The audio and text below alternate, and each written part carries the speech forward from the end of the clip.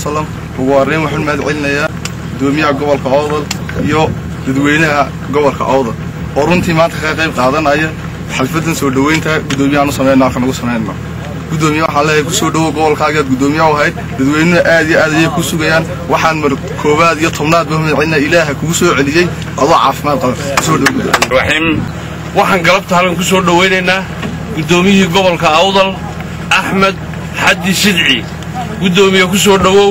gobolkaaga aad xukumaysay ee muddada badan ka maqnayd atfadal baanu ku leenahay si qalbi iyo furan iyo waxaan kugu soo dhaweynaa gacmo furan soo dhawow gudoomiye Allahumma salli ala sayyidina wa mawlana Muhammad marka wareysa ilaahay baa mahadle bahad ilaahay baa leh waxaan aad iyo aad ku mahadnaqayaa idinkana inaad maaragtay aad waqtigeedii ka waliba Ramadaan ay tahay aad soo baxdaan oo soo dhaweysaan waxa idinku soo noqday anigoo caafimaad qaba ilaaha qaadira ee azza wa jalla caafimaadkaygii waa tamaam waxa kaloo u mahadnaqayaa madaxweynaha Somaliland Ahmed Maxamed Maxamuud Silaanyo iyo xaaskiisa madaxweyne ku-xigeenka Cabdiraxmaan Abdullahi Ismail Saylici iyo Raxma oo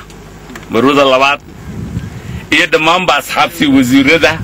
iyo raggii aan wada shaqeynay oo ka qayb qaatay qayb libaax la ka qaatay runtii maxay hayday dhakhtarkii aan tagay iyo caafimaadkayga wax ka qabadkiisa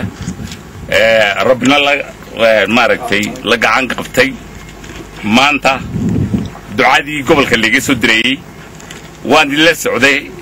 habeenimo maalin TV-ga maanta waxa weeye global village weeyaan adduunka maalin walba maaragtay sidii aad ilaahay u barayeyseen roobab inoo soo daawo maanta waxa nimcadii noo timid sidii aad dadka aad maaragtay wax ugu qabanayseen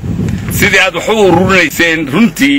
oo aan qoladii xagga joogteen la sheegnay ay arkeen runtii ay dhirigelisay inay iyaguna maxay hayday ay bilaabaan markay arkaan maxay hayday suxdii yaray gobolkii ka baxday fiican waxaan waliba aad iyo aad ugu farxay oo la kulmeen halkaas safiirka maxay hayday runtii la geeyay maka London oo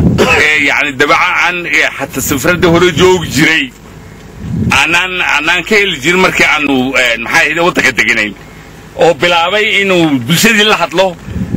Somaliland oo dhan Somaliland oo isku jirta dhammaan anagana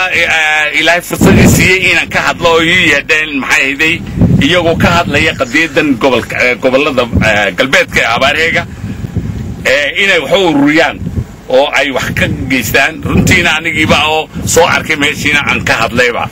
oo ay maaragtay ay kulanay ilaahay kula siiyay dadkii gobolada Awdal iyo Salal iyo maxay hayday oo iyaga si gaar ah kulay caasimadana ii sameeyay aanu ka wada hadalnay inay idin soo ducaynayaan ilaahay gacan ilaahay baa maxay hayday deeqde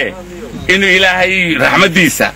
ina siiyo ducada xaqana way idinka soo socotay runtii aad iyo aad waxaan ugu faraxsanahay